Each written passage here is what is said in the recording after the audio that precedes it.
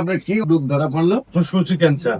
ফুসফুসে ক্যান্সার ধরা পড়লো। আপনি 1 মাস ওষুধ খেয়েছেন, এখন আপনি নিজেকে সম্পূর্ণ সুস্থ মনে করেন?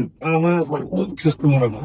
সম্মানিত দেশবাসী, উনি 1 মাস ওষুধ খাওয়ার পরে নিজেকে সুস্থ মনে করেন। বাংলাদেশে একমাত্র আমাদের চিকিৎসায় আল্লাহর অশেষ রহমতে 1 মাস, 2 মাস, 3 মাস, 4 মাসে ক্যান্সার রোগে সুস্থ হচ্ছে। আসসালামু আলাইকুম ওয়া রাহমাতুল্লাহি ওয়া বারাকাতুহু। সম্মানিত দেশবাসী, আমি cancer specialist doctor SM. Sarwar. বিশেষ করে আপনারা জানেন, আমরা বলে থাকি ক্যান্সার, কিডনি, থ্যালাসেমিয়া, এইডস, এই 4টি মরণ বিধি নয়, 4টি সম্পূর্ণরূপে সুস্থ হয়। বিশেষ করে আজকেও একজন ক্যান্সার রোগী যিনি 1 মাসের মধ্যে সুস্থ হয়েছেন, আমরা আপনাদেরকে তার সাথে পরিচয় করে দিচ্ছি।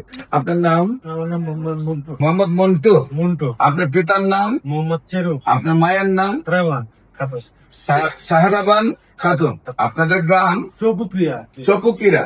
Post office? কাটালবাড়ি। কাতালবাড়ি। থানা? দুর্গাপুর। দুর্গাপুর। জেলা? রাজশাহী। রাজশাহী। আপনার কি প্রবলেম হয়েছিল? কোথায় কোথায় চিকিৎসা করেছেন? রাজশাহীতে চিকিৎসা করছি, পপুলাতে করছি। পপুলার করে কোনো ফলাফল পাইনি। রাজশাহী পপুলারে করছেন। পপুলারে পপুলারে করার পর আপনার কি রোগ ধরা পড়লো? ফুসফুসে ক্যান্সার। ফুসফুসে ক্যান্সার ধরা পড়লো। তারপর সেখানে চিকিৎসা করে কি আপনার আমি সেখানে চিকিৎসা করে কোনো ফলাফল পাইনি। পরে আমার এক সুস্থ হন না? না, সুস্থ হই না। পরে আমি আইটি গেছি। পরে আমার এক ভাইয়ের দ্বারা এই জায়গার ঠিকানা পাই, আমি এখানে এসে 1 মাসের বাচ্চা নিয়ে অনেক আর আপনি 1 মাস ওষুধ খেয়েছেন, এখন আপনি নিজেকে সম্পূর্ণ সুস্থ মনে করেন? আমার সুস্থ মনে হয়। আল্লাহর অশেষ রহমতে সম্মানিত দেশবাসী, উনি 1 মাস ওষুধ খাওয়ার পরে নিজেকে সুস্থ মনে করেন।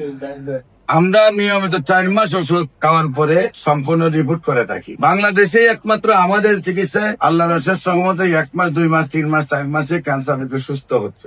আমার ভাইয়ের সুস্থ হয়েছেন, যেহেতু সুস্থতার চেহারাও দেখা যাচ্ছে। নিয়মিত 4 মাস ওষুধ খাওয়ার পর আমরা রিপোর্ট করব। আপনারা দোয়া করবেন আল্লাহ যেন ওনাকে সম্পূর্ণরূপে সুস্থ করে এবং আজীবন যেন উনি সুস্থ থাকেন, এবং যে কোনো প্রয়োজনে স্ক্রিনে দেওয়া নাম্বারে যোগাযোগ করুন। সবাইকে ধন্যবাদ। আসসালামু আলাইকুম ওয়া রাহমাতুল্লাহি।